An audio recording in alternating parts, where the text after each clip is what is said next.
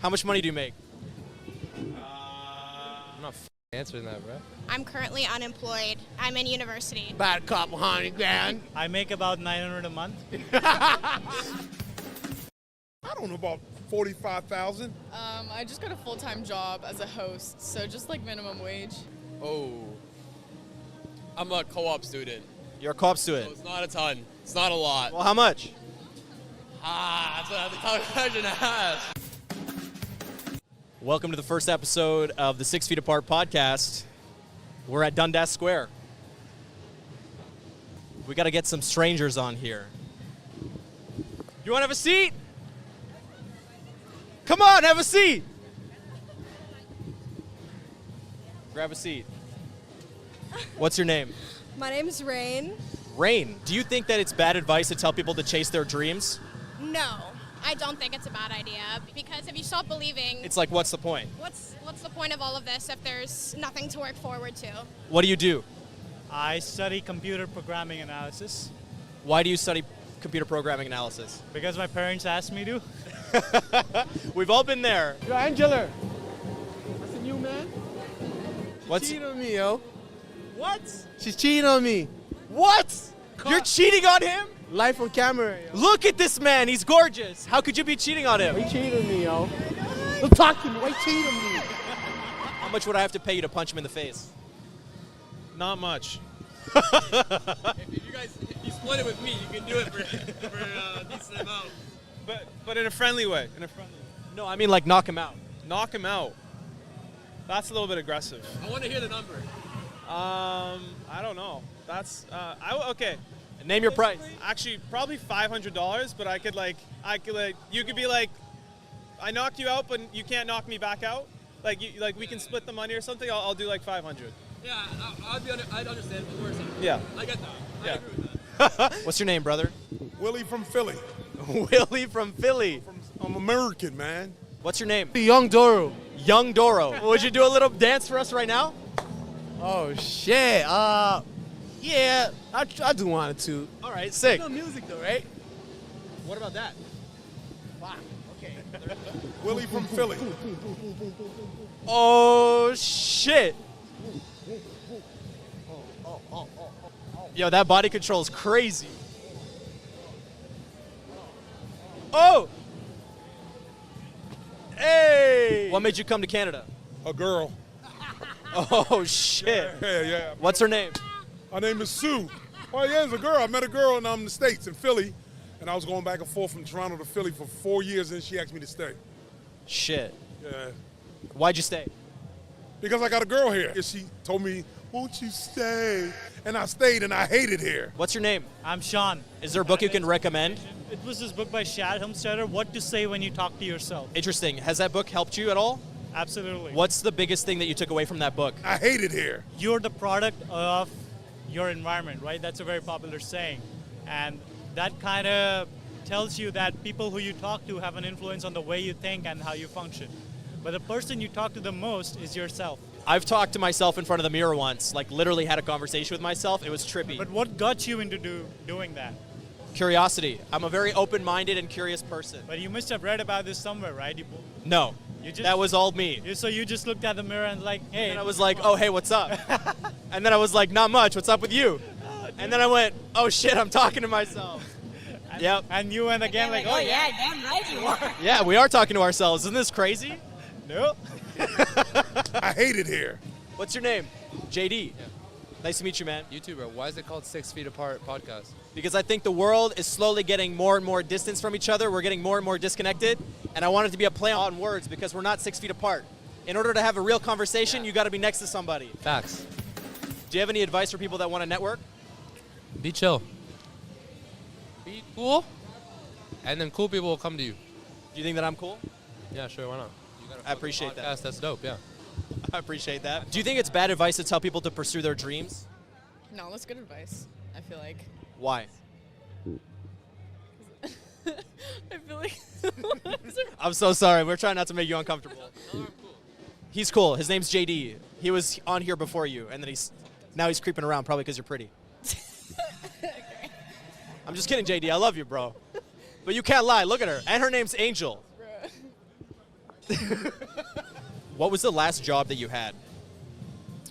I worked as a cashier at a marina in Muskoka, Ontario. Okay. I was around the water a lot, boats. They wouldn't let the girls pump the gas for the boats. They were kind of sexist. My boss was, I don't know, so weird. I don't think how a girl can't pump gas, like, for a boat. Apparently girls can't pump gas. Yeah, They can't drive either. it's not, we're not allowed anymore, so. Do you think that money's the root of all evil? Not necessarily, because you can do good things with money and like help other people, and you can like, I don't like they say money can't buy happiness, but like it kind of can, because if you're like going on trips and like living life, you're happy, and that's because of money. So Do you think that people who say money can't buy happiness just don't make enough money? yeah, for sure. Do you think it's wrong to tell people to pursue their dreams? No. Why? Because what the fuck else is there to do?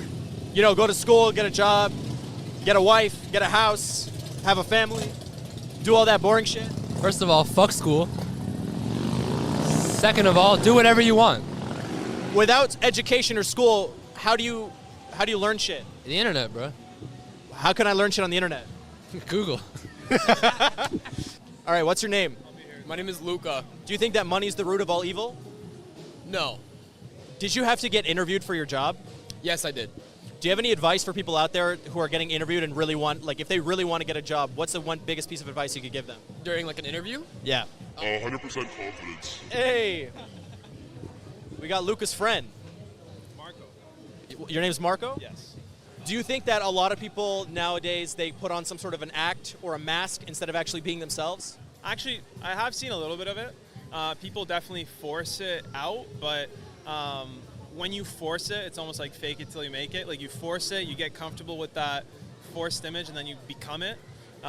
So that's something that I was personally doing. I would like try to force myself to be like super, super outgoing, whatever, even though like, I don't know, prior to, 3 years ago, I would have been considered like an introvert.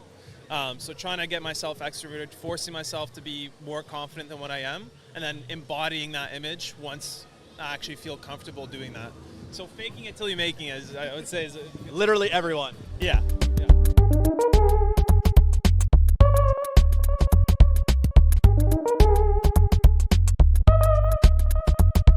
Do you feel lonely? Yeah, well, Canadians are not friendly in Toronto, so I would You think I'm not friendly? just because I met you and you said hi to me, we going to date or something? I just said, I'll take you out. no, I'm saying, I hope you would. I'm just saying, in general, Canadians are very standoffish and cold. They're not like Americans, like really friendly, like hello, good morning, hi, smiley, just. You see all these zombies? Bots. You see all these the Walking Dead? We call them bots. Yeah, that's what they are, yeah. So it is a little lonely because I have no family, then I have no friends. I hate it here. All right, I appreciate it. Yo, sir, would you like to have a seat on my podcast? Yeah, that's what I'm talking about. What's your name, brother? Joshua, Joshua. Where are you from? United States, Where from the United States? Maryland. What are you doing here in Toronto? Again, it's my birthday. I was always like, well, one thing I can tell you, Toronto's the greatest city probably in North America. So to be able to experience it for the first time and see all the stuff I've seen so far, it's been pretty crazy. I'm not gonna lie. What's your name? My name's Josh. Josh? What do you do? I'm a bartender. Do you like what you do? It's okay. You get girls, right? I have a very loving, loyal girlfriend of almost 8 years. He doesn't get girls. I got He's very loyal. I got the one gina, guys. The one gina. Yeah. If money is the root of all evil, and I want you to do something that you don't want to do, what's the solution? How can I motivate you without money? That's a good question. To do something I don't want to do, how could you motivate somebody? Damn. I can't think of a secondary. What about women? And I want to say yes, but that shouldn't be the answer. But that is the answer. But it's true, right? As a man, like, pussy has power over you. To a certain extent, yes. I can admit it. It has power over me. Okay, all right, I admit it, yes. All right. See, at least we're real to each other. It was easier if you admitted it first. So yes, I'll agree. How long have you been a bartender? 10 years or so. What kind of drew you to becoming a bartender? And what kind of skills did you need to learn to, like, do it successfully? Probably put initially, maybe, to throw back to your question. But I'm also a raging alcoholic. I enjoy drinking, so typically, most pedophiles are teachers, so, Hi, my name's Blank. I'm an alcoholic. I'm Josh, and so am I. Yeah, and so's he, probably. Oh my God. Do you think about money, like how much your food costs when you buy it? Or do you just buy it? Every time I put the fucking credit card in, I am like praying to God and hoping it goes through. Every time I'm like, see. Do you think that money's the root of all evil? No. No, I don't. I Okay. disagree with that. I think, of course, it could lead to evil and power. We had a conversation about this the other day, too. It could lead to power and kind of like a status and like using it in the wrong way. But I definitely think that there's so many ways that you can use money in a good way. And like you said, I guess like being a provider and kind of like being able to like provide for your family, like food, shelter, whatever that is, like the basic necessities of life. Like you kind of need money, and it definitely takes away from the stress if you're like not worried about paying rent all the time. Yeah, it gives you peace of mind, makes you a high value man, makes you attractive, approachable. Right? Well, I do agree that, yes, it definitely, I think definitely if you're a man who's making a lot more money, women would see you as somebody who they could seem almost like starting a family with because they have confidence that you can provide for your family and for your kids. 100%. It also opens up doors, gives opportunities. Yes, I believe so. Is networking important in your job? Very, very important. What is the biggest advice you can give to people out there that want to get better at networking or expand their network? I would say you have to kind of approach people the same. So one of the things that my company does is they kind of just put you in rooms full of directors, executives, all that, and you don't really know who's who.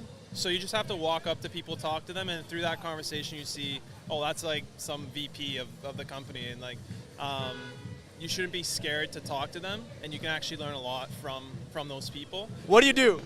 I'm a dancer, man. Professional dancer. Like hip hop? Hip hop. I teach classes. I dance on the streets. Stripper. Dance for the milfs and shit. You know what I mean? Sling a dang with that big thing and boom.